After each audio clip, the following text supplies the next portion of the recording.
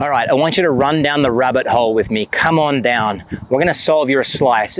And let's say this, understanding of why it's happening unlocks the possibility that you can change and make the opposite happen. So the objective at the end of this video is for me to give you the knowledge as to why your slice happens and also the means to change it such that you turn into a draw player. Here we go.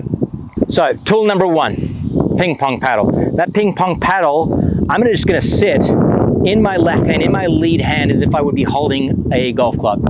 When I bring that around, as all players do, in order to bring the club in front of their body, they're gonna create an amount of what's called lead wrist extension. And you see what happens to that ping pong paddle. It moves from an angle that's facing out to the target to an angle to the top of the sky. Now that doesn't necessarily happen to the club face, but the paddle itself, the angle of it, is a visual representation of the angle of your lead wrist. Again, it's called extension, or most people know it as cup. But that's not how we strike the golf ball. So how we address it is not how we strike the ball. At some point in our swing, we have to move from having this orientation in our lead wrist with relatively matching orientation in our trail wrist, but let's just focus on the lead wrist for now. And we have to move into this angle, which is a change from extension to flexion. One thing I know about a slice is that the face is king. A slice player has an open face to a left club path. That club path is traveling, blue stick being my target line, that club path is traveling left. But the only reason the club path is traveling left is because your face is open. And one of the principal squares of the club face is this movement from extension into flexion. So the first nugget of wisdom, perhaps more than the first nugget of wisdom, maybe the second or third, is that if we can solve the wrist motion staying in extension, then we solve the club face.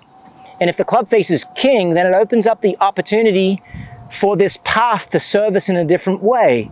If our club face is going to be closed to the path the club's swinging on, all of a sudden, we're going to be hitting draws. We're going to need balls that curve for a right-handed player to the left in the air. And if that ball starts curving to the left, then we have an opportunity, and that opportunity is move the path from swinging left of target line to right of target line, such that our draw can be launched a little bit out to the right and then turn back towards our target. So step one is solving the face. Step two is solving the path. I'm going to show you how to do both of those things right now. So the awareness.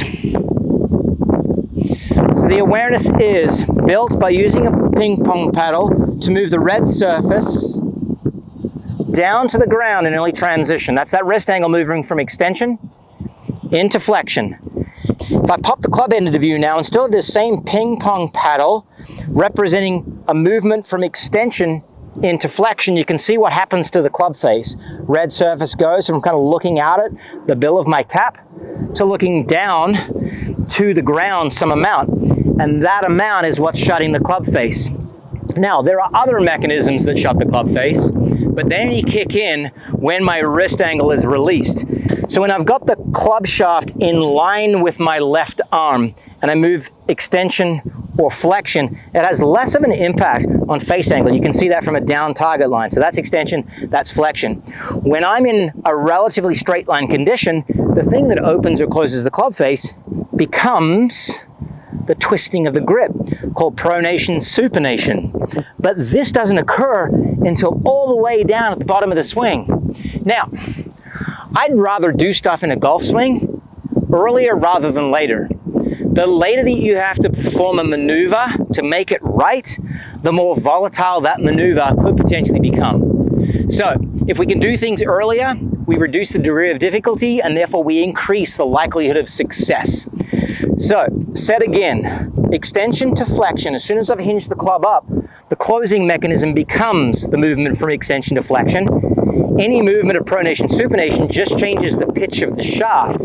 But when I'm straight line, now pronation, supination happens. But the review said a few minutes back, we only enjoy the opportunity to rotate the club face closed or open through this forearm roll right down the bottom of our swing. So, what's the feel? The feel is to go from transition extension into lead wrist flexion. Yes, there are players who move into flexion immediately, keep it in flexion and hold it in flexion. You could be one of those as well. It's really just a preference. It's you choosing the means by which you accomplish this move. It could happen early, it could be sustained, it could be relatively normal backswing, or it could be half baked in there and then moved even further on there. I would get accustomed to feeling that. I would be using a ping pong paddle, and then your slice becomes a draw, just like so. Slightly miss it, but it's certainly turning left off its launch direction. And then, and only then, when we have a relative certainty that there's going to be this move from extension to flexion, we can start the process of shifting the entire base of the swing from swinging left of target to swinging on target or slightly right of target. And that would be felt by, as if we're a baseball player perhaps, standing on home base. Our target is out there at second base. I want to feel like I'm swinging down the first base line, okay, as indicated by this white stick on the ground. I've got a bit of a barrier that's been built, one club head at a 45-degree angle to our target line on the inside, preventing this over the top steep move. I'm going to now do both in a dry fire rep. So I've got, there's my wrist extension, there's my flex, there's my swing direction down the first base line. And we turn practice or dry fire into live fire and see how we do. And now I've got a right launching push draw, falling right on line to that flag. So having an understanding, that foundation of knowledge of what's going to close the club face and when do you have that opportunity to enjoy those club face closures, gives you an opportunity to move from a slice player to a draw player, and then the opportunity exists for you to shift that swing direction, to shift where that draw is launching, and you materially change the capabilities in your golf game, and better shots and lower scores are bound to happen.